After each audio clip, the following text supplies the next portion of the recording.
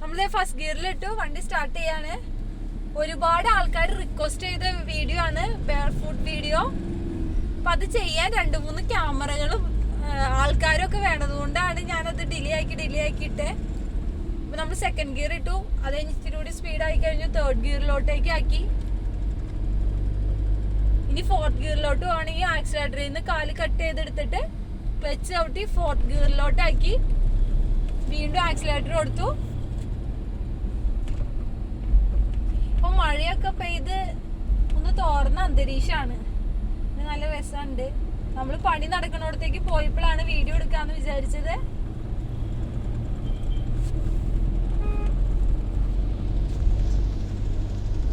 ഇനി നല്ലൊരു ടേണിംഗ് ആണ് വരുന്നത്. ഞാൻ പയ്യെ ബ്രേക്ക് കൊടുത്ത് ക്ലച്ച് ചവിട്ടി തേർഡിലോട്ടാക്കി എന്നിട്ടാണ് വളയ്ക്കുന്നത്. ഇച്ചിരി സ്പീഡ് കുറഞ്ഞു. അപ്പൊ നമ്മൾ സെക്കൻഡിലോട്ടാക്കി. ഇനിയും അടുത്തത് വളവ് തന്നെയാണ്. അപ്പൊ സെക്കൻഡിൽ തന്നെയാണ് വണ്ടി പോണത്. ബ്രേക്ക് പയ്യെ കൊടുത്ത് ക്ലച്ചും പകുതി കുറച്ച് ക്ലച്ച് കൊടുത്തു. നമ്മൾ ഫസ്റ്റിലോട്ട് ആക്കേണ്ട ആവശ്യമില്ല, കാരണം വണ്ടി നിന്നൊന്നും പോയിട്ടില്ല. അപ്പൊ പയ്യെ ഒന്ന് ആക്സിലേറ്റർ കൊടുക്കാം, വേണമെങ്കിൽ ക്ലച്ച് ഒന്ന് പയ്യെ ചവിട്ടി കൊടുക്കാം, അത്ര മാത്രം ചെയ്താൽ മതിയാവും. വീണ്ടും വളവുകളാണ്, ഇത് വളവുകളുള്ള വഴിയാണ്. അപ്പൊ നമ്മൾ നല്ലപോലെ ഹോൺ അടിച്ച് തന്നെ പോണം. തേർഡിലോട്ടാക്കി. നമ്മൾ ഗിയർ ചേഞ്ച് ചെയ്യുമ്പോൾ എപ്പോഴും ആക്സിലേറ്ററിന് ഫുള്ളായിട്ട് കാലെടുത്തിട്ടുണ്ടാവണം, ക്ലച്ച് നന്നായിട്ട് അമർത്തി ചവിട്ടിയിട്ടുണ്ടാവണം. അല്ലെങ്കിൽ എന്ന് വെച്ചിട്ടുണ്ടെങ്കിൽ ഗിയർ ബോക്സിന് അത് ഭയങ്കര കംപ്ലൈന്റ് ആണ്. ക്ലച്ച് ഫുള്ളായിട്ട് ചവിട്ടാണ്ട് നമ്മൾ ഗിയർ ഇട്ടാൽ നമുക്ക് വണ്ടിയിൽ ഡീസലില്ല, നമുക്ക് ഡീസൽ അടിക്കാൻ കയറാം.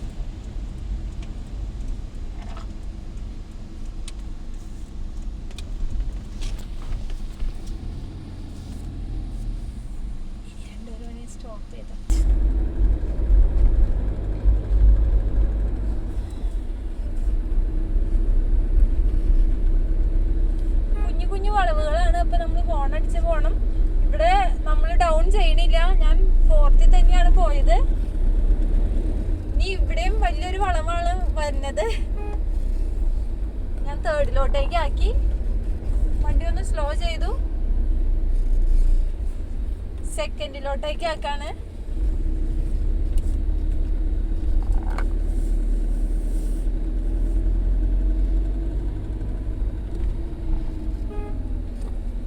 നമ്മൾ റോഡിൽ വണ്ടി ഓടിക്കാൻ ഭയങ്കരമായിട്ട് ശ്രദ്ധിക്കണം, കാരണം മറ്റു പലരും വണ്ടി ശ്രദ്ധിക്കാതെ ആയിരിക്കും ഓടിച്ചുകൊണ്ട് വരുന്നത്. ഇപ്പൊ ആരെങ്കിലും ഒരു പക്ഷെ നമ്മളെ കാണാണ്ട് ഒക്കെ ഓടിക്കണവരുണ്ടാവും. അപ്പൊ പറ്റുന്ന അത്ര നമ്മൾ ശ്രദ്ധിച്ചിട്ടുണ്ടാവണം. അപകടം എപ്പോ വേണമെങ്കിലും ഉണ്ടാവും, ശ്രദ്ധിക്കണതിന്റെ മാക്സിമം ശ്രദ്ധിക്കാം.